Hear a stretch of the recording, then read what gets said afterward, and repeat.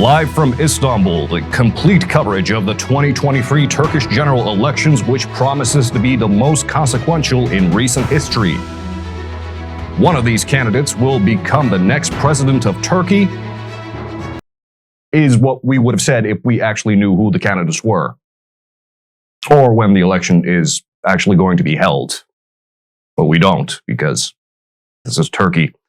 Now, before you click away, ask your doctor if Nani Limon. All new 2023.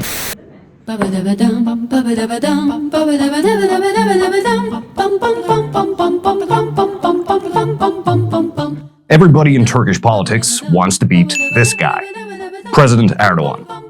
Erdogan has pretty much ruled Turkey for 20 years now, and pretty much everybody has tried to take him down. This guy tried. Then this guy tried. And these folks also gave it the old college try. But Erdogan has always won. Flawless victory. Always. He won in 2002, 2007, 2011, 2015, one more time in 2015, but that's like a whole other thing, and then again in 2018. And now he's up for re-election this year. We're not sure exactly when, but we're sure this year. Probably.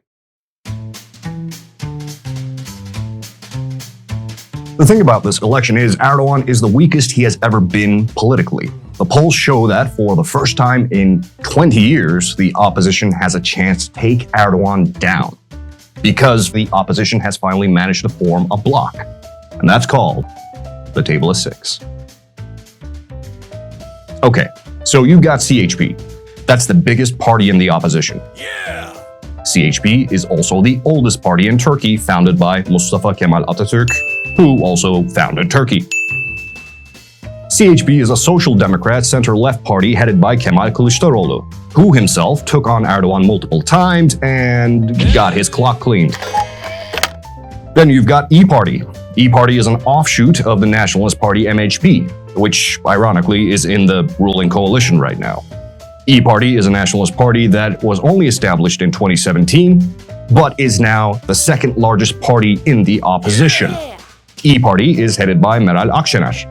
Akşener has been in politics forever, mostly on the nationalist side, but she is best known for being the interior minister to the former Prime Minister Tansu Çiller, the nation's first female prime minister, who is not necessarily remembered fondly.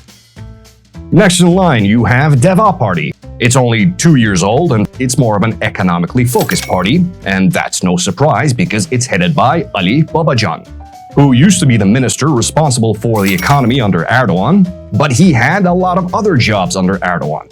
He was the chief negotiator for the Turkish accession to the European Union, Minister of Foreign Affairs, and Deputy Prime Minister. But he had a falling out with Erdogan, and now he has his own party. Which brings us to Future Party. It's kind of a conservative party, and it too is pretty young, only established 3 years ago. And it's headed by Ahmet Davutoğlu, who is also a disgruntled former AKP member. Davutoğlu was also the Minister of Foreign Affairs, then he was the boss of President Erdogan's party, then Prime Minister. But he had a falling out with Erdogan and now has a party of his own. Then you've got the Democrat Party. This one's a little bit complicated. The original Democrat Party was established in 1946 and was the first party to challenge CHP. And it won. Democrat Party relaxed Turkey's strict secularism laws and was, in fact, really popular. But then was deposed in a military coup in 1960, and its leader Adnan Menderes was hanged and the party forcibly closed. But it made a comeback under a different name multiple times, and in 2007 it renamed itself Democrat Party and got 6% of the votes, and now polls at under 1%. It's headed by Gültekin Uysal. And finally, you've got Felicity Party, which is a hard-right Islamist party that was too hardcore even for the ruling coalition. Gearing up for the 2015 general election, it tried forming a coalition with MHP and another hardcore Islamist party, but failed. Its leader, Temel Karamollaoğlu, tried running for president in 2018 as a write-in. His party got 0.89%. Alright, so which one of these opposition leaders will be running against Erdogan? Well, we're not quite sure. Because despite this election being the most consequential in recent Turkish history and it's being less than 6 months away, probably, we're not even sure who the candidates are.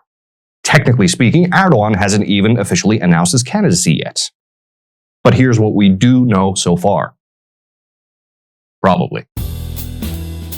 We know that the contender will likely come from CHP, and it could be the capital city's wildly popular Mayor Mansur Yavaş, who would probably win handily if he ran.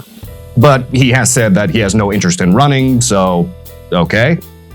It could be Istanbul's moderately popular mayor, Ekrem İmamoğlu, who last month was convicted of insulting public officials. Yes, that is technically a crime in Turkey. And he is currently banned from politics. Now, his decision is being appealed, so he's not completely out.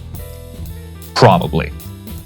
But the most likely candidate is CHP's boss Kemal Kılıçdaroğlu, who lost to Erdoğan multiple times and is the weakest potential candidate to run against Erdoğan right now.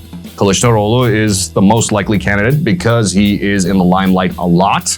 He starts fights with Erdoğan, he's extremely vocal, more so than the other mayors.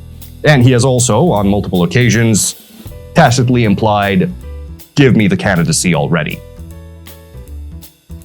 But it could just be someone else entirely. Because in any other country mere months away from an election, you would already know who the candidates are, but it's just Turkey. Hey, during that scene, my beard just got magically shorter. That's weird, huh? Unrelated, just today, as I was editing the video, President Erdogan came out and announced that the elections could be held on May 14th. So do we finally have a date? No, not really. Because that wasn't an official announcement, it was just Erdogan talking. So we still don't know the date of the election or any of the candidates. Because this is Turkey, and we aren't really sure of anything until we are. Good night.